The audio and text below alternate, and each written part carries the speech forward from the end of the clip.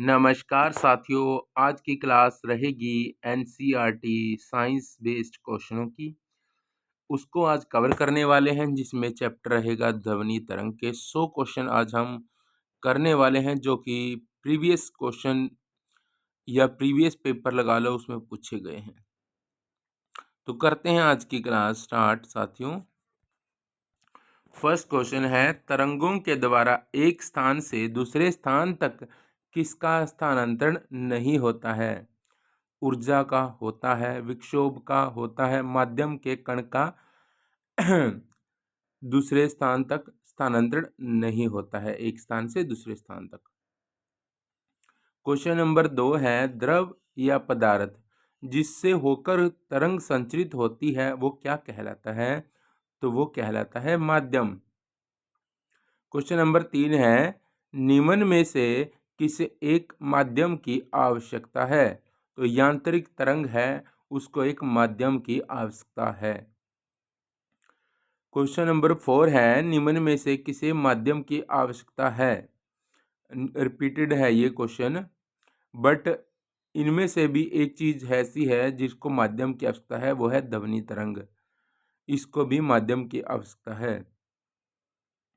जब माध्यम के कण के कंपन की दिशा तरंग के गति की दिशा के अनुदिश हो, उसे डैश कहते हैं। तो उसे क्या कहते हैं? अनुदैर्ध्य तरंग। रिपीट करता हूं मैं, जब माध्यम के कण के कंपन की दिशा तरंग के गति की दिशा के अनुदिश हो तो अनुदैर्ध्य तरंगें होती हैं। देखो, अनुदिश और अनुदैर्ध्य सेम से है ना, तो आपने यही फिल्म करना है। क्वेश्चन नंबर 6 है, निम्न में से किस माध्यम से होकर अनुदैर्ध्य तरंग का संचरण हो सकता है? तो ठोस में से भी हो सकता है, द्रव भी और गैस, तीनों ही हो सकते हैं। अनुदैर्ध्य तरंग का संचरण तीनों से हो सकता है। 7 क्वेश्चन है कि जब माध्यम के कण तरंग संचरण की दिशा के लंबवत कंपन करते हैं तो वैसे तरंग को क्या कहते हैं? तो उस तरंग को कहते हैं अनुप्रस्थ तरंग। जब तरंग संचरण की दिशा के लंबवत कंपन होता है। अनुप्रस्थ तरंग के लिए निम्न में से कौन उपयुक्त माध्यम नहीं है? किस तरंग के लिए? अनुप्रस्थ तरंग के लिए। तो गैस है ना, वो उपयुक्त माध्यम नहीं है अनुप्रस्थ तरंग के लिए। क्वेश्चन नंबर 9 है, अनुप्रस्थ तरंग और अनुप्रस्थ तरंग डैश और डैश के रूप में संचित होती है। तो वो कौन से दो चीज हैं जिनमें अनुप्रस्थ तरंग है वो संचित होती है? वो है शीर्ष और गर्त के रूप में संचरित होती है। क्वेश्चन नंबर 10 है, दो लगातार शीर्ष या गर्त के बीच की दूरी को क्या कहते हैं? तो उसकी दूरी को बोलते हैं तरंग दैर्ध्य। क्या बोलते हैं? तरंग दैर्ध्य। क्वेश्चन नंबर 11 है, अनुदैर्ध्य तरंग और अनुदैर्ध्य तरंग डैश और डैश के रूप में संचरित होती है। तो ये संपीड़न और विरलन की रूप में संचरित होती है। क्वेश्चन नंबर 12 है, निम्न में से माध्यम के कौन से स्थान पर दाब और घनत्व अधिक होता है? तो वो संपीड़न के स्थान पर दाब और घनत्व अधिक होता है। क्वेश्चन नंबर 13 है, निम्न में से माध्यम के कौन से स्थान पर दाब और घनत्व कम होता है? तो विरलन के स्थान पर दाब और घनत्व है जो नो कम होते हैं। निम्न में कौन अनुदैर्ध्य तरंग का उदाहरण नहीं है? तो इनमें तनी हुई रस्सी में जो तरंग उत्पन्न होती है वो अनुदैर्ध्य तरंग का उदाहरण नहीं है। बाकी ध्वनि तरंग ये भी उदाहरण है, स्प्रिंग में उत्पन्न तरंग ये भी, और भूकंप तरंग सभी में अनुदैर्ध्य तरंग है, बट तनी हुई रस्सी में जो उत्पन्न तरंग है वो अनुदैर्ध्य तरंग में नहीं आती। निम्न में कौन विद्युत चुंबकीय तरंग के संबंध में असत्य बात कही गई है? तो वो है, यह निर्यात में संरचित नहीं होती, बाकी होती हैं पर जो चुंबकीय तरंग है वो निर्यात में संरचित नहीं होती। क्वेश्चन नंबर 16 है, कंपन वाले कण अपने माध्य स्थिति से अधिकतम जितना विस्थापित होता है उसे तरंग का डैश कहते हैं, तो उसे तरंग का आयाम कहते हैं। क्वेश्चन नंबर 17 है, माध्यम का एक कण 1 सेकंड में जितनी बार कंपन करता है उसे क्या कहते हैं? माध्यम कण का 1 सेकंड में जितनी बार कंपन करता है एक कण, उसे क्या कहते हैं? उसे आवृत्ति कहते हैं। 18वां क्वेश्चन है, कोई कण है एक कंपन पूरा करने जितना समय लेता है उसे क्या कहते हैं? उसे आवर्तकाल कहते हैं। जब कोई कण एक कंपन पूरा करने में कि जितना भी समय लेता है। निम्न में से कौन भौतिक राशि और एसआई मात्रक का सही मिलान है? तो सभी ही सही मिलान है। तरंगदैर्घ्य जिसका एसआई मात्रक होता है तो ये भौतिक राशि और इसका एसआई मात्रक मीटर है। ऐसे आवृत्ति भी एक भौतिक राशि है जिसका हर्ट्ज एसआई मात्रक है और आवर्तकाल इसका भी एसआई मात्रक सेकंड है। तरंग की चाल जिसको हम v बोलते हैं इज इक्वल टू होता है f गुणा में तरंगदैर्घ्य, यानी आवृत्ति गुणा में तरंगदैर्घ्य। ये बात याद रखनी है। तरंग की चाल इक्वल होती है आवृत्ति गुणा में तरंगदैर्घ्य।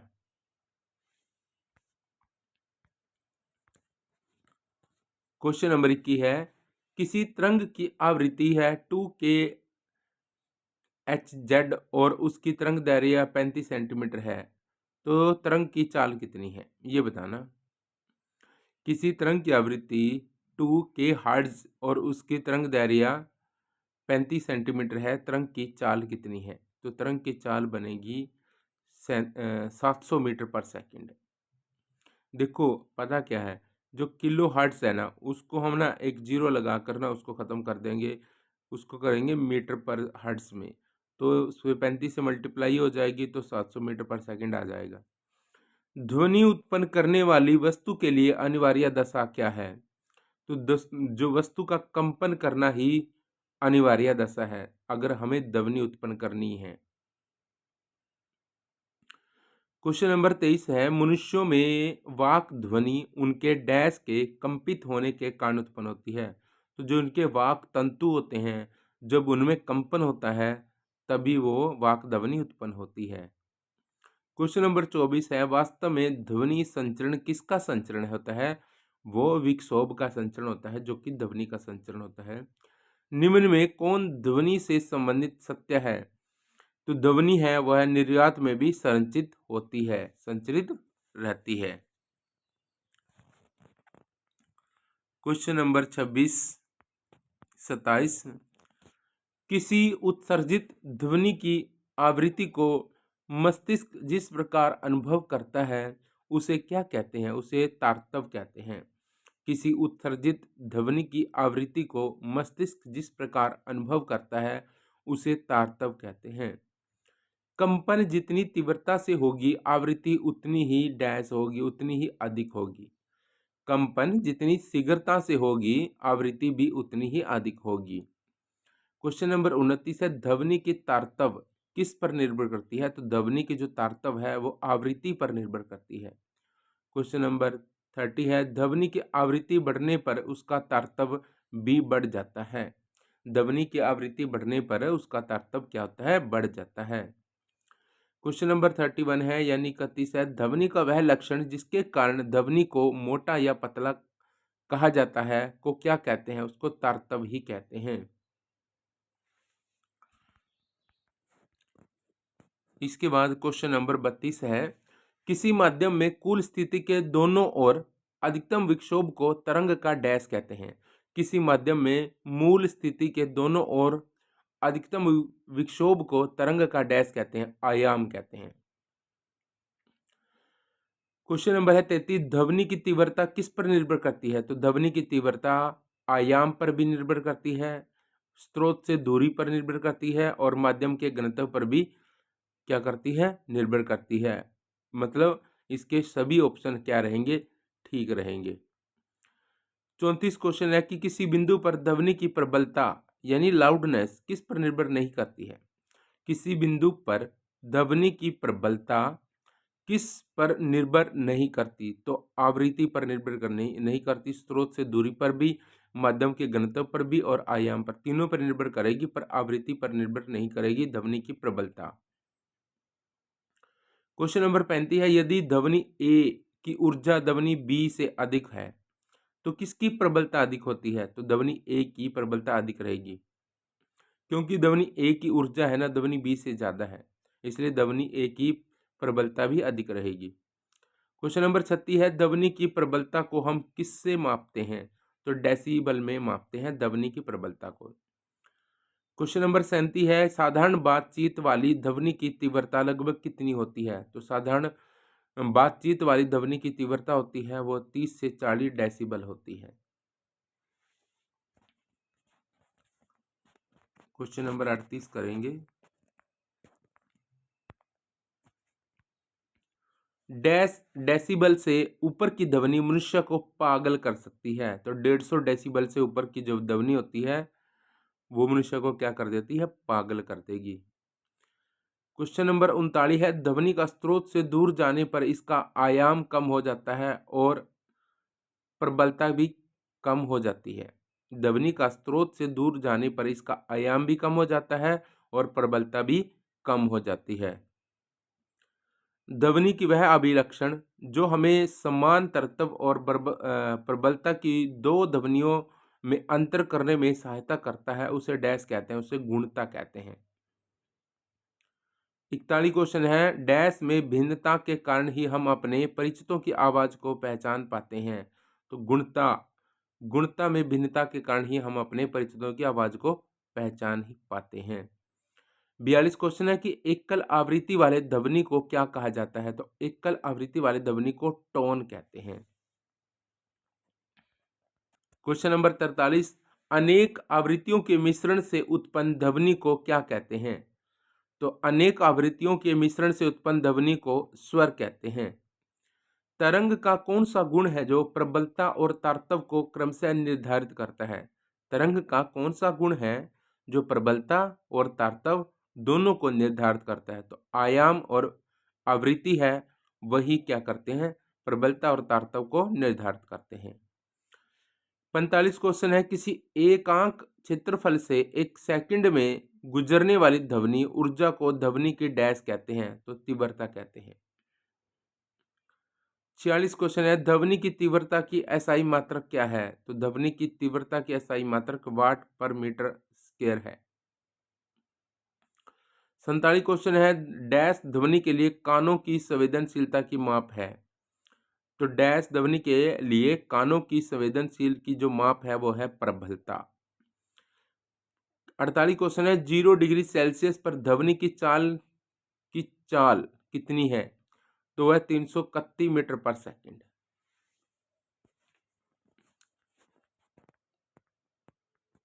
क्वेश्चन नंबर 49,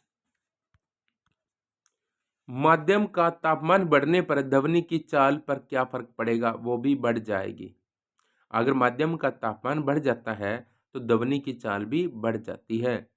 क्वेश्चन नंबर 50 यानी 50, निम्न में से किस पर ध्वनि की जो चाल है निर्भर करती है? निम्नलिखित ऑप्शनों में से। तो माध्यम का घनत्व है, इस पे भी ध्वनि की चाल निर्भर करेगी। माध्यम का तापमान रहेगा तो उस पे भी ध्वनि की चाल निर्भर करती है, और माध्यम में उपस्थित आर्द्रता उस पे भी ध्वनि की चाल निर्भर करेगी, यानी ऑप्शन सभी ठीक रहेंगे। 51 क्वेश्चन है कि माध्यम के वेग की दिशा में ध्वनि की जो चाल है वो डैश जाती है, वो बढ़ जाती है माध्यम के वेग की दिशा में। यदि m गैस का अनुभार है और v ध्वनि की चाल है तो निम्न में कौन सही रहेगा? तो जो चाल रहेगी ध्वनि की वो हमेशा समानुपाती रहती है 1/, गैस के अनुभार का रूट के, यानी v समानुपाती रहेगा 1/√m के। क्वेश्चन नंबर 53 है, ध्वनि की चाल अधिकतम किस में होती है? तो ध्वनि की चाल है अधिकतम ठोस में होती है। क्वेश्चन नंबर है 54, जब ध्वनि एक माध्यम से दूसरे माध्यम में जाती है तो निम्न में से किसका परिवर्तन नहीं होता है? तो जब ध्वनि एक माध्यम से दूसरे माध्यम में जाती है तो परिवर्तन किसका नहीं होता? आवृत्ति का परिवर्तन नहीं होता। और ना ही देखो जो चाल और तरंग दैर्घ्य है इसमें तो ये तो इनमें तो होता है परिवर्तन, तो आवृत्ति में नहीं होता।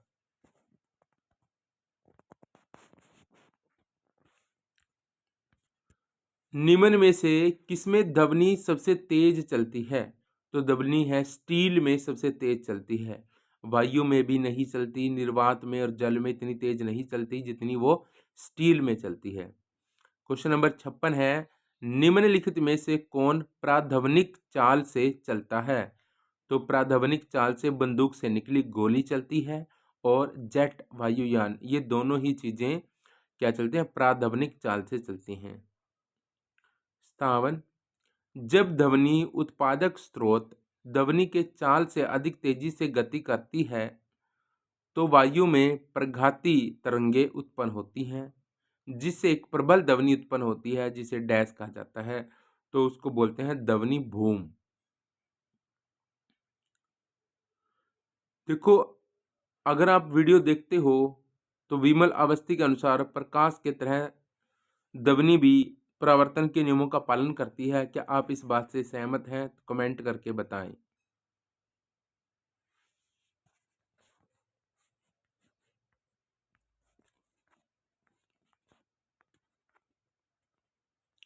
क्वेश्चन नंबर 59, प्रतिध्वनि किसका अनुप्रयोग है? प्रतिध्वनि है वो परावर्तन का अनुप्रयोग है। मानव मस्तिष्क में ध्वनि की संवेदना लगभग कितने सेकंड तक बनी रहती है? तो मानव मस्तिष्क में ध्वनि की जो संवेदना है लगभग 0.1 सेकंड बनी रहती है। क्वेश्चन नंबर 61 है, स्पष्ट प्रतिध्वनि सुनने के लिए मूल ध्वनि और परावर्तित ध्वनि के बीच कम से कम डैश का समय अंतराल होना चाहिए। 0.1 सेकंड का समय अंतराल होना चाहिए। क्या कह रहा है ये? स्पष्ट प्रतिध्वनि सुनने के लिए मूल प्रतिध्वनि और परावर्तित प्रतिध्वनि ध्वनि के बीच कम से कम 0.1 सेकंड का समय अंतराल होना जरूरी है। 62 के विभिन्न माध्यम में 25 डिग्री सेल्सियस पर ध्वनि की चाल के संदर्भ में निम्नलिखित में से कौन सा कथन है वो सत्य है? निम्नलिखित माध्यम में 25 डिग्री सेल्सियस पर ध्वनि की चाल के संदर्भ में कौन सा कथन है वो सत्य है? तो ए और बी दोनों ही सत्य है। स्टील में ध्वनि की चाल 59-60 मीटर पर सेकंड रहेगी और निकल में ध्वनि की जो चाल रहेगी 60-40 पर मीटर पर सेकंड रहेगी। तो दोनों ही कथन क्या रहेंगे? सत्य रहेंगे। क्वेश्चन नंबर 63 है, स्पष्ट प्रतिध्वनि ध्वनि सुनने के लिए स्रोत से अवरोधक के बीच की न्यूनतम दूरी कितनी होनी चाहिए? स्पष्ट प्रतिध्वनि सुनने के लिए स्रोत से अवरोधक के बीच की न्यूनतम दूरी कितनी होनी चाहिए? 17.2। यानी अगर कोई वस्तु है उससे आवाज आ रही है और हम उसकी मतलब पूरी स्पष्ट आवाज सुनना चाहते हैं तो उस वस्तु के बीच में और हमारे बीच में दूरी होनी चाहिए 17.2।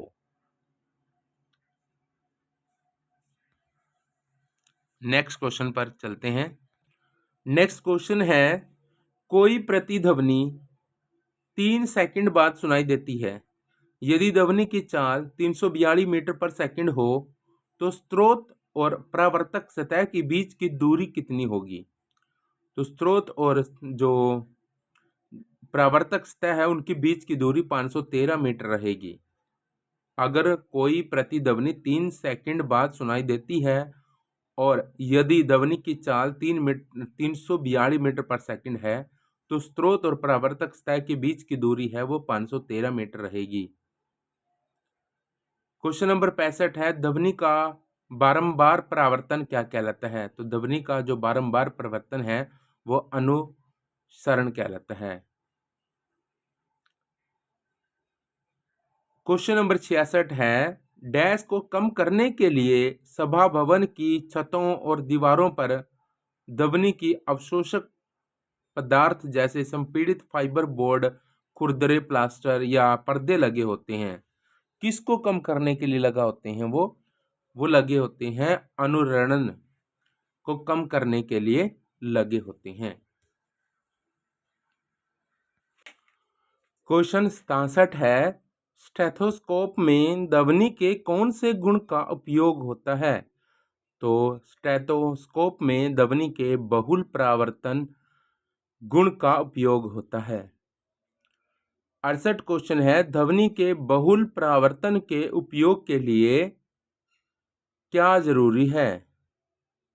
तो ये सारे जो ऑप्शन हैं वो ही सत्य रहेंगे।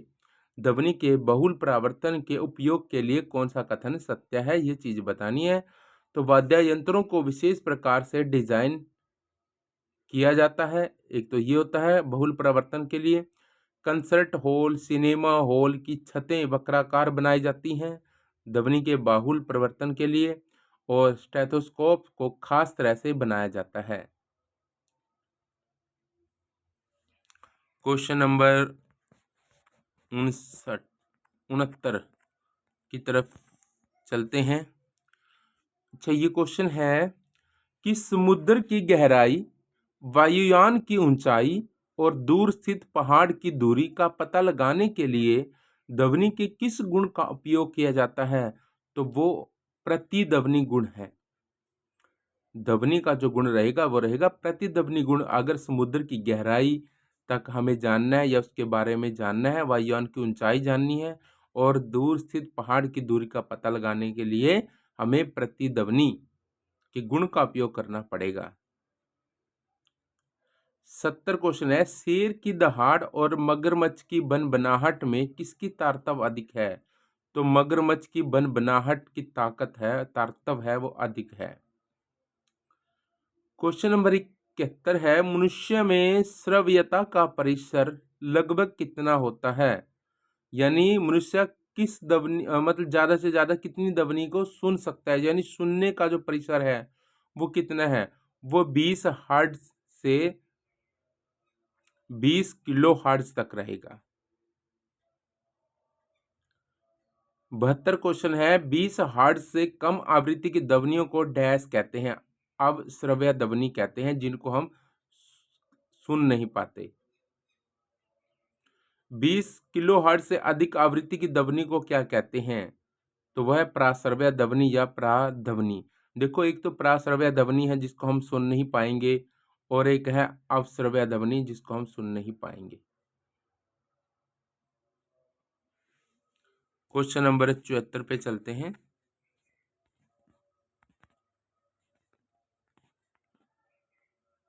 70 हो गया, 71, 72, 73, 74 पे। 5 वर्ष से कम आयु के बच्चे डैश तक की ध्वनि को भी सुन सकते हैं। 25 किलो हर्ट्ज तक की ध्वनि को भी वो सुन पाने में सक्षम होते हैं। डैश अवश्रव्य ध्वनि उत्पन्न करते हैं। कौन करता है अवश्रव्य ध्वनि उत्पन्न? गैंडा करता है, व्हेल करती है और हाथी, ये अवश्रव्य ध्वनि उत्पन्न करते हैं। कुछ जंतु भूकंप से पहले परेशान हो जाते हैं क्योंकि भूकंप मुख्य पर घाती तरंग से पहले डैश ध्वनि उत्पन्न करते हैं, अवश्रव्य ध्वनि उत्पन्न करते हैं वो। 77 क्वेश्चन है, निम्न में कौन प्राश्रव्य ध्वनि उत्पन्न नहीं करते हैं? तो राइनोसिरस, जो राइनोसिरस है, राइनोसोरस बोलते हैं, हिप्पो बोलते हैं जिसको, वो प्राश्रव्य ध्वनि उत्पन्न नहीं करते हैं। क्वेश्चन नंबर 78 है, चूहे डैश उत्पन्न करके कुछ खेल खेलते हैं। प्राश्रव्य ध्वनि उत्पन्न करके वो कुछ खेल खेलते हैं।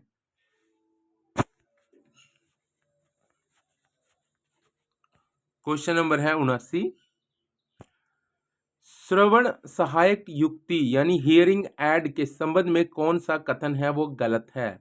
यह एक यंत्र है जो दिल के मरीज प्रयोग करते हैं, और यह एक यंत्र है जो कम सुनने वाले लोग इसका उपयोग करते हैं।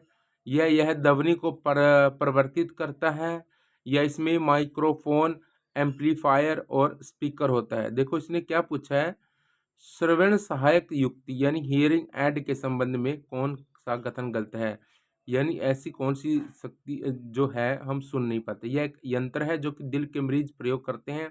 यह एक यंत्र है जो कम सुनने वाले लोग इसका उपयोग करते हैं।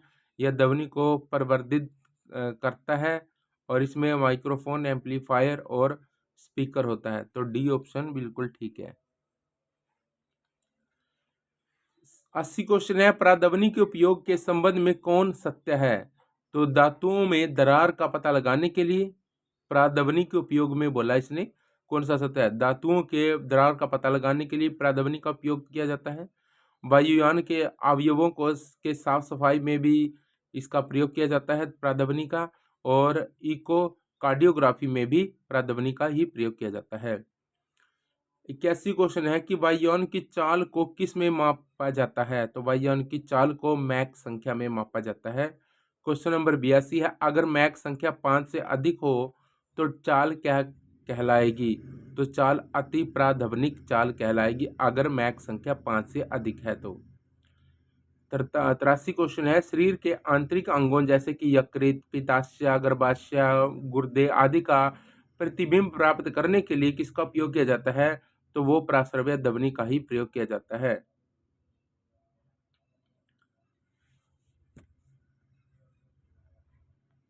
क्वेश्चन नंबर 84 है, निम्नलिखित में से कौन सी घटना है जो ध्वनि तरंग नहीं दिखा सकती है? तो ध्रुवण है, वो ध्वनि तरंग नहीं दिखा सकती है। अपवर्तन भी ध्वनि तरंग दिखा देता है, विवर्तन भी ध्वनि तरंग दिखाता है, व्यक्तीकरण भी, और ध्रुवण नहीं दिखाएगा। क्वेश्चन नंबर 85 है, जल में स्थित पिंडों की दूरी और दिशा और चाल का पता लगाने के लिए निम्न में से किस युक्ति का उपयोग किया जाता है? देखो कहता है जल में स्थित पिंडों की दूरी, दिशा और चाल, तीनों का पता लगाने के लिए निम्न में से किस युक्ति का उपयोग किया जाता है? तो सोनार का प्रयोग किया जाता है, कोई जल में अगर कोई भी पिंड है। सोनार में किस ध्वनि का प्रयोग किया जाता है? तो प्राश्रव्य ध्वनि का उपयोग किया जाता है सोनार में। जब ध्वनि तरंग के रास्ते में कोई अवरोध आता है, जब ध्वनि तरंग के रास्ते में कोई अवरोध आता है तो यह अवरोधक के किनारे से मुड़ जाता है। तो इस घटना को क्या कहते हैं? इस घटना को विवर्तन कहते हैं। क्या कहते हैं? विवर्तन। क्वेश्चन नंबर है 88, सोनोमीटर के तार में कौन सी तरंगें उत्पन्न होती हैं? तो सोनोमीटर के तार में अनुप्रस्थ तरंग और यांत्रिक तरंग, ये दोनों ही तरंगें उत्पन्न होती हैं। सोनोमीटर के तार में कौन सी तरंगें उत्पन्न होती हैं? अनुप्रस्थ तरंग और यांत्रिक तरंग। क्वेश्चन नंबर 89 पे चलते हैं। 89 क्वेश्चन है, चमगादड़ डैश ध्वनि के मदद से अंधेरे में भी उड़ जाता है? तो वो कौन सी है? प्राश्रव्य ध्वनि के मदद से। 90 क्वेश्चन है, निम्नलिखित में से कौन सा एक कान की हड्डी नहीं है? तो एक तो है मुग्धर्क, निहाई और वल्यक। ये तो कान की हड्डी है। जो फीमर है वो झांग की हड्डी है, वो कान की हड्डी नहीं है। तो आपने ये तीनों हड्डी याद रखनी है। ये भी तो पूछ सकता है ना, ये कान की हड्डी कौन सी है इनमें से? मुग्धर्क, निहाई और वल्यक। 91 क्वेश्चन है, बाहरी परिवेश से ध्वनि को कान का कौन सा भाग एकत्रित करता है? बाहरी परिवेश से ध्वनि को कान का कौन सा भाग एकत्रित करता है? तो बाहरी कान यानी कर्ण पल्लव यानी पिना, ये बाहरी परिवेश से ध्वनि को कान को एकत्रित कर देता है। 92, कर्ण पटह यानी ईयर ड्रम पर उत्पन्न कंपन को कौन परावर्तित कर देता है? परावर्तित करता है तो वो है मुद्रक, निहाई और वल्यक। तीनों ही क्या करते हैं? कंपन को परावर्तित करते हैं। 93 क्वेश्चन है, आंतरिक कर्ण में स्थित डैश के द्वारा दाब परिवर्तनों को विद्युत संकेतों में बदल दिया जाता है? कर्णावृत आएगा इसका, कि आंतरिक कर्ण में स्थित कर्णावृत के द्वारा दाब परिवर्तनों को विद्युत संकेतों में बदल दिया जाता है। नेक्स्ट क्वेश्चन की ओर रुख करते हैं। क्वेश्चन नंबर है 94, जब दो ध्वनि तरंगों का किसी बिंदु पर विनाशी व्यक्तीकरण होता है तब उस बिंदु पर ध्वनि की तीव्रता डैश हो जाती है? जब दो ध्वनि तरंगों का किसी बिंदु पर विनाशी व्यक्तीकरण होता है तब उस बिंदु पर ध्वनि की तीव्रता डैश हो जाती है, न्यूनतम हो जाती है। 95 क्वेश्चन आ गया, जब ध्वनि स्रोत और स्रोत के बीच आपेक्षिक गति होती है तो श्रोता को ध्वनि की आवृत्ति बदली हुई प्रतीत होती है। इस घटना को क्या कहते हैं? जब ध्वनि स्रोत और श्रोता के बीच अपेक्षित गति होती है तो श्रोता को ध्वनि की आवृत्ति बदली हुई प्रतीत होती है। इस घटना को क्या कहते हैं? डॉपलर प्रभाव कहते हैं। दिन के तुलना में रात ध्वनि अधिक दूर तक जाती है। दिन के तुलना में रात ध्वनि अधिक दूर तक जाती है। इसका मुख्य कारण है ध्वनि का डैश अपवर्तन है। क्वेश्चन नंबर 97, हमारा रेडियो ध्वनि के किस सिद्धांत पर कार्य करता है? तो अनुनाद जो सिद्धांत पर वो कार्य करता है। 98 क्वेश्चन है, सैनिकों को मूल पार करते समय, कोई पुल पार करते समय कदम मिलाकर चलने से क्यों मना किया जाता है? ताकि अनुनाद को रोका जा सके। Question number last second question है, निम्नलिखित में से कौन सी घटना है जो प्रकाश तरंगे दिखाती है लेकिन ध्वनि तरंगे नहीं? तो है ध्रुवण। जो प्रकाश तरंगे तो दिखाती है लेकिन ध्वनि तरंगे नहीं दिखाती। लास्ट क्वेश्चन है आज का, समुद्र की गहराई, जल के नीचे छिपी चट्टानों, घाटियों, पनडुब्बियों, हिमशैल, डूबे हुए जहाज आदि का पता लगाने के लिए किस तकनीक का प्रयोग किया जाता है? तो वो किया जाता है सोनार का प्रयोग। तो आज की क्लास साथियों यहीं पे समाप्त होती है। मिलेंगे जल्द ही नेक्स्ट अपडेट लेकर। तब तक चैनल को लाइक, सब्सक्राइब और शेयर करें। जय हिंद।